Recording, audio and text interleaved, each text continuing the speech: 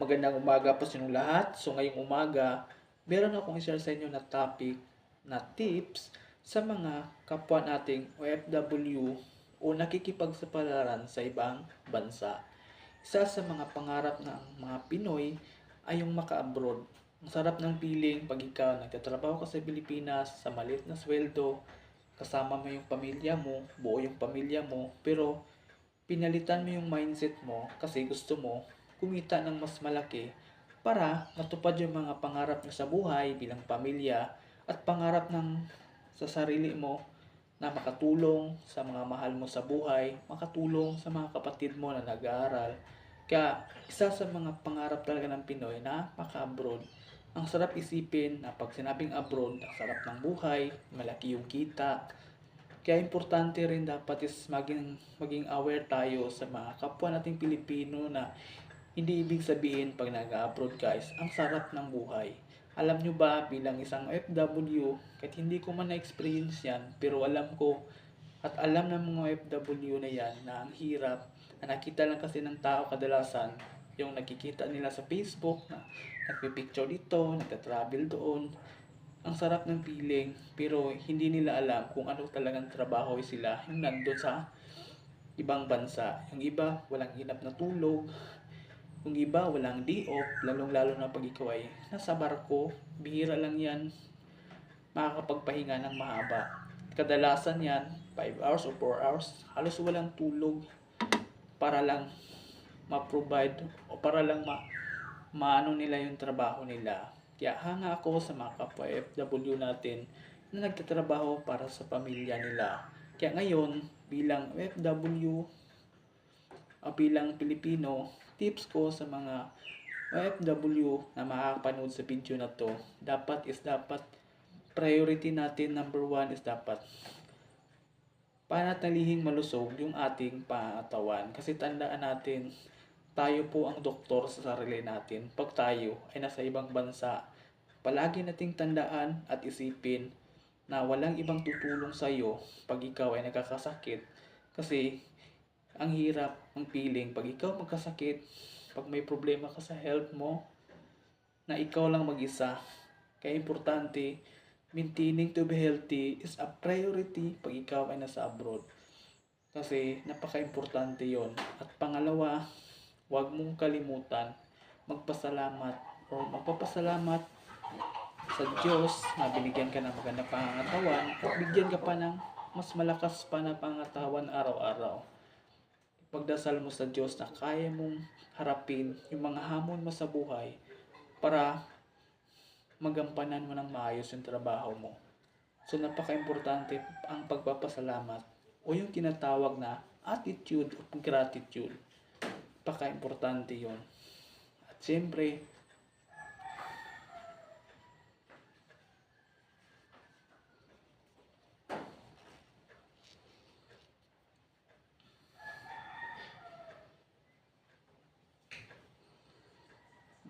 huwag ding kalimutan na dapat is pag ikaw ay nasa abroad, palagi mong itatak sa sarili mo o tatak sa isip mo na dapat pag may pera ka, magtira ka para sa sarili mo. Kasi tandaan mo, marami kasi mga FW o karamihan talaga nagtatrabaho nila para ma-provide nila yung mga kailangan sa family nila o sa anak nila.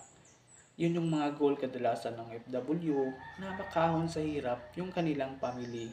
At sila mismo na nagtatrabaho ay makakapag-ipon para sa brighter future nila soon. Pero tandaan, marami kasing tao na ngayon na dapat isang paalala na dapat huwag puro bigay.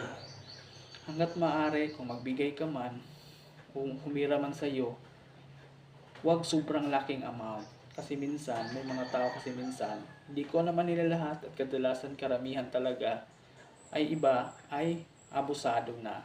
Panahiram na ng pera, parang maglalabas lang ng hinaing o drama talaga sa buhay na ganun. Laki na ng kailangan na ng pera.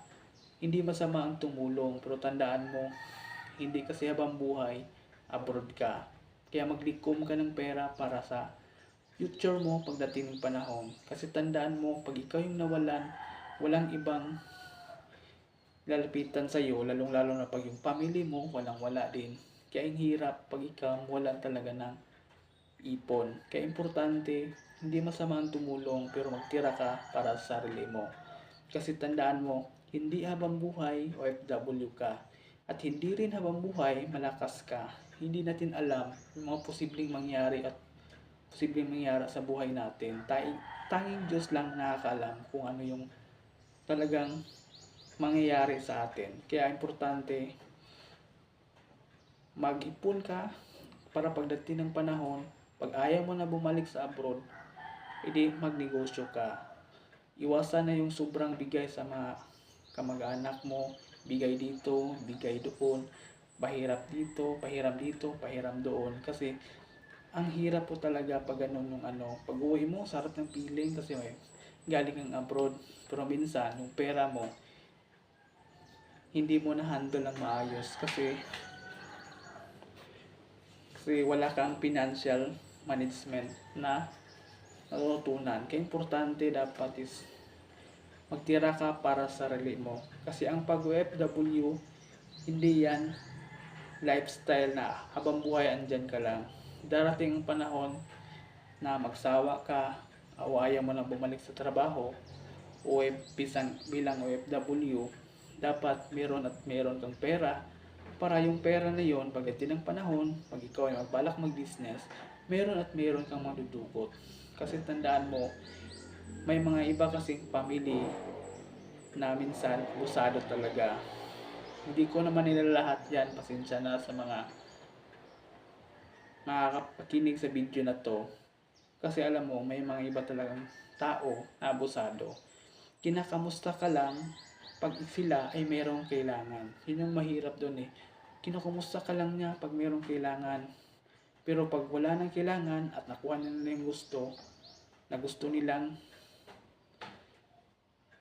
hiramin sa'yo, wala nang kumustahan pagkatapos. Minsan, ikaw pa yung naging masama sa ibang tao. Pag ikaw